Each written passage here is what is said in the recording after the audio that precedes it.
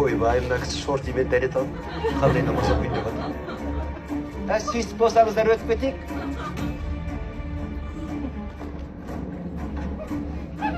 Өлтіресің ба, қайтесің ба нағыз? Сүріп құсап жақсы ол. Қан сорып жатыр, мен не істеймін?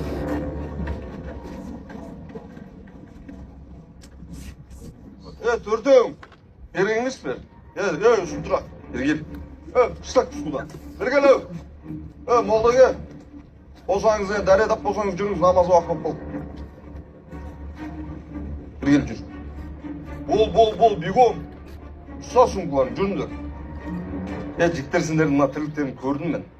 Ештеңе жасырамайсыңдар, ауыр қылмыс істепсіңдер. Ешқайда қашып құлам деген ойларыңда да болмасын. Бәрі камерада тұр. Аға, біз әдейі істеген жоқпыз. Қателік болып қалды. Қашаннан бері мәйіт жасыру деген қателік болатын ба оны? Мәйіт жасыру деген қандай үлкен қылмыс екенін білесің ба сен?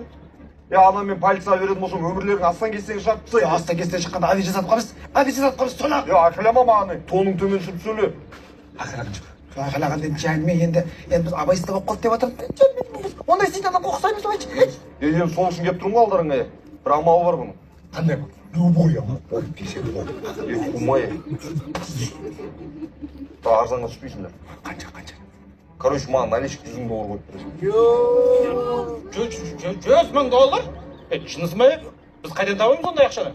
Қайдан табатынды, кімнен алатынды білмеймін мен. Тап, ту. Болмаса түрменің түбінде шірейсің. Біз ондай ақшаны қолымызда ұстап та көрген емеспіз ғой біз. Ұстап көрмесіңдер, көресіңдер. Көресің? Уақыттарың аз жіктері. Мына сендердікі бар ғой, групповой. Мына статьясы қандай болатынын білесіңдер ма?